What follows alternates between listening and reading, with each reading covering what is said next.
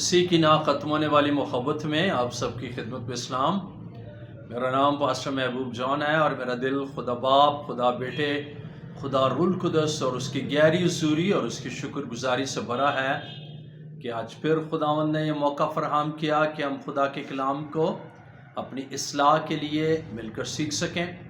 میرے عزیز بھائیوں بہنوں، خدا کا کلام جو ہمارے قدموں کے لیے چراغ اور راہ کے لیے روشنی ہے، اور ہم جب بھی اس کو پڑھتے سنتے ہیں، اس پر عمل کرتے ہیں، ہم مبارک ٹھہرائے جاتے ہیں۔ زبور نویس کے لیے میرا دل شکر گزاری سے بھرا ہے۔ زبور نویس کہتا ہے کہ خدا نے ایک بار کلام کیا اور میں نے 2 بار سنا، یعنی پہلے سنا اور پھر اس کے اوپر عمل کیا۔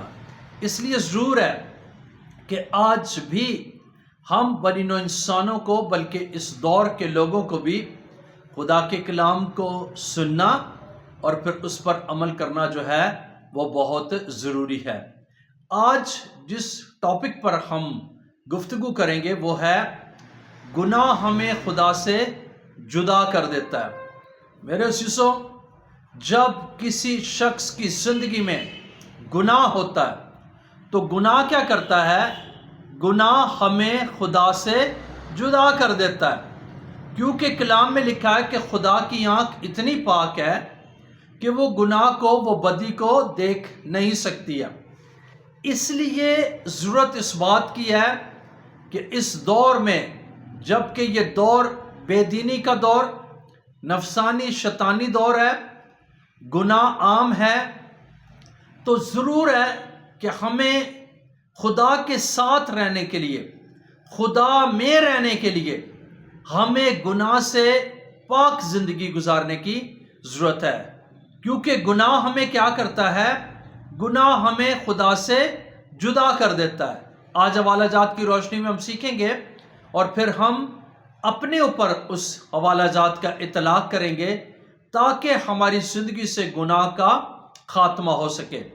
رومیو کے نام 5واں باب اور اس کی 12ویں آیت میں لکھا ہے، پس جس طرح ایک آدمی کے سبب سے گناہ دنیا میں آیا اور گناہ کے سبب سے موت آئی، اور یوں موت سب آدمیوں میں پھیل گئی، اسی لیے کہ سب نے گناہ کیا، یعنی سب گناہ گار ہیں، آدم سے لے کر آج تک اور آج کے بعد آنے والی نسلیں جو بقایا طور پر گناہ میں پیدا ہوتی ہیں، یعنی گناہ ہے، گناہ میں ہے۔ اس لیے رومیو کے خط کے اندر یہ لکھا ہے، پالوس رسول کہتا ہے کہ گناہ دنیا میں آیا ایک آدمی کے سبب سے، یعنی آدم کے سبب سے گناہ دنیا میں آیا اور گناہ کے سبب سے موت آ گئی، یوں موت سب آدمیوں میں پھیل گئی، اس لیے کہ سب نے گناہ کیا۔ اور یعقوب کا خط، اس کا پہلا باب، اس کی 15 آیت میں لکھا ہے، پھر خواہش حاملہ ہو کر گناہ کو جنتی ہے، یعنی جب کسی انسان کی زندگی میں جو ہے خواہش پیدا ہوتی ہے تو پھر خواہش کیا ہے؟ وہ گناہ کو جنتی ہے، اور گناہ جب بڑھ چکا تو وہ موت پیدا کرتا ہے۔ یعنی جب گناہ زندگی میں بڑھ جاتا ہے اور انسان زندگی کے اندر مختلف جو ہے اس کی زندگی میں گناہ آ جاتے ہیں، اور وہ گناہ کیا کرتے ہیں؟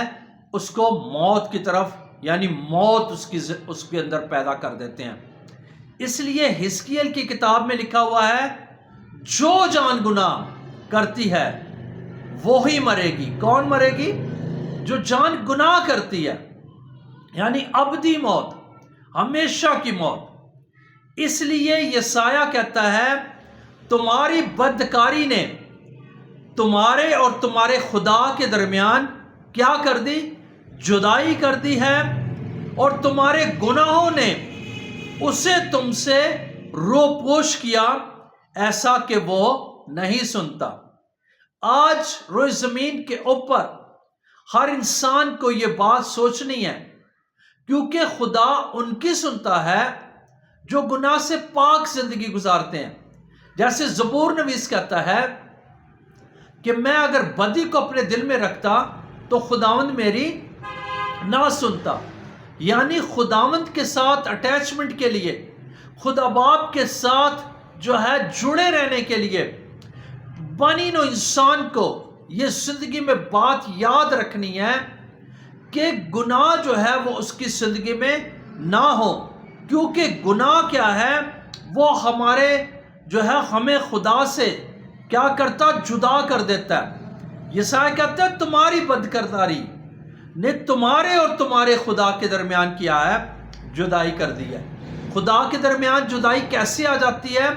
جب کوئی شخص گناہ کرتا ہے، اس کی زندگی میں جیسے غلطیوں کے خط میں لکھا ہے ظاہرہ گناہ، کہ اس کی زندگی میں حرام کاریاں، ناپاکیاں، شہوت پرستیاں، بت پرستیاں، جادوگری، عداوتیں، حسد، جھگڑا اور تفرقے اور جدائیاں، بدعتیں اور بغض اور نشہ بازیاں اور ناچ رنگ جب اس کی زندگی میں آ جاتا ہے، یعنی وہ گناہ میں چلتا ہے، گناہ میں زندگی گزارتا ہے، تو پھر خدا کیا ہے؟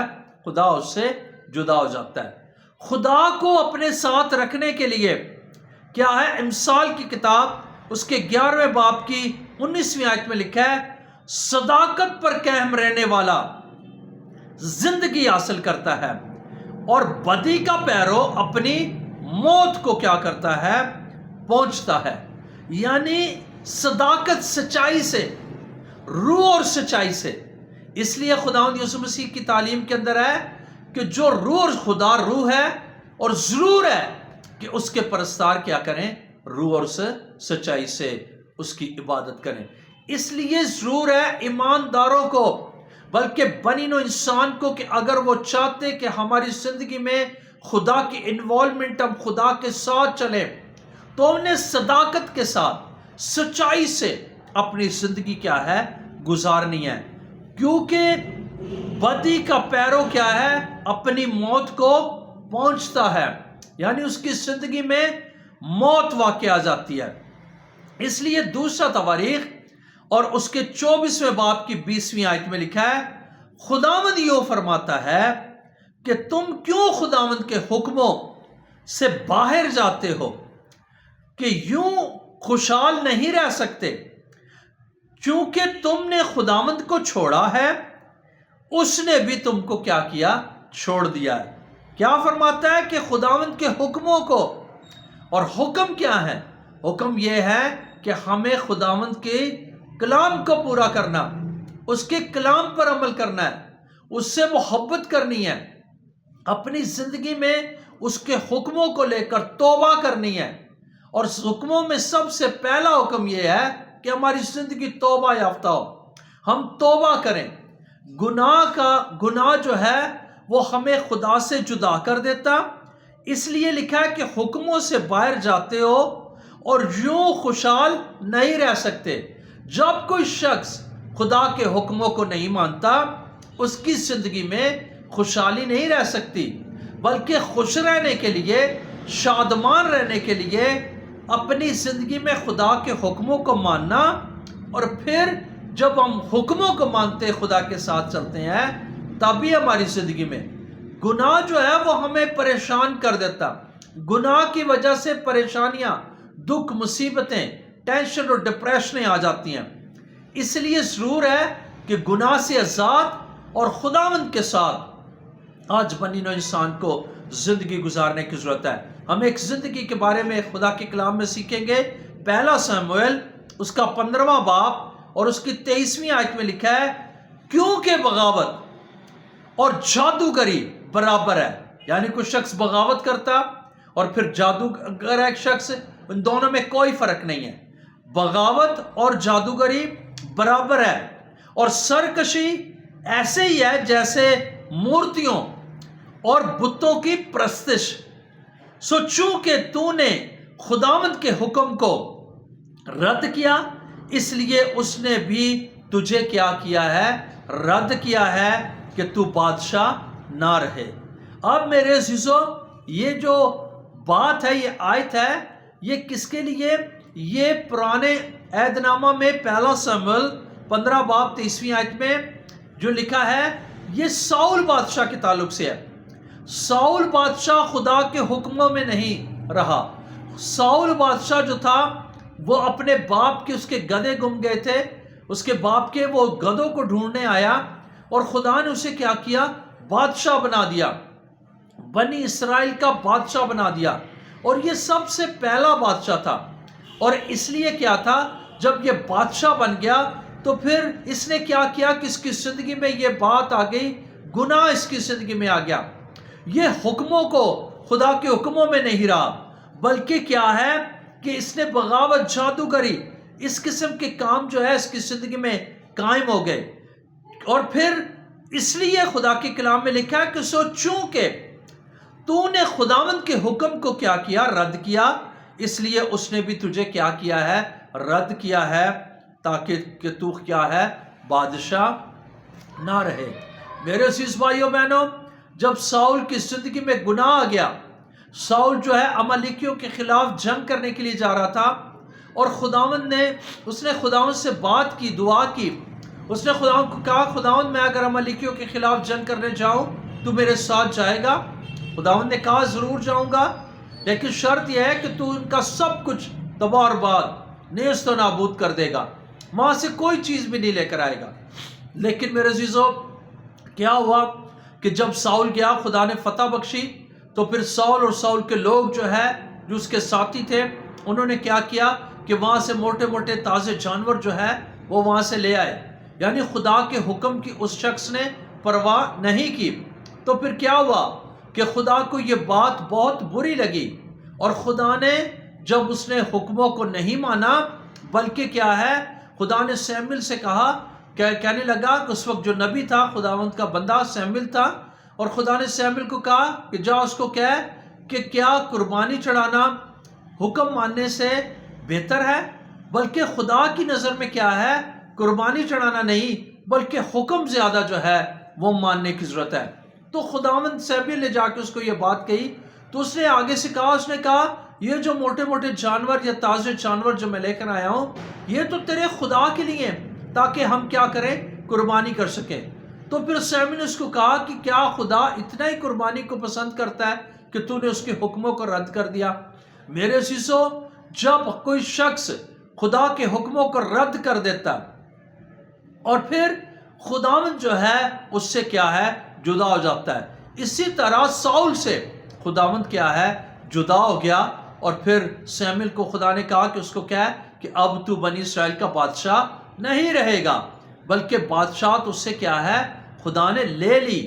इसलिए मेरे अज़ीज़ों, जरूर है कि अगर हम दुनिया में रहते चाहते हैं कि हमें इज्जत, शोहरत, बरकत मिले और हम खुदा की नज़र में बाइस से बरकत लोग हों, तो हमें खुदा के साथ चलना है, खुदा के हुक्मों में रहना है, गुनाह से आज़ाद ज़िंदगी गुजारनी है।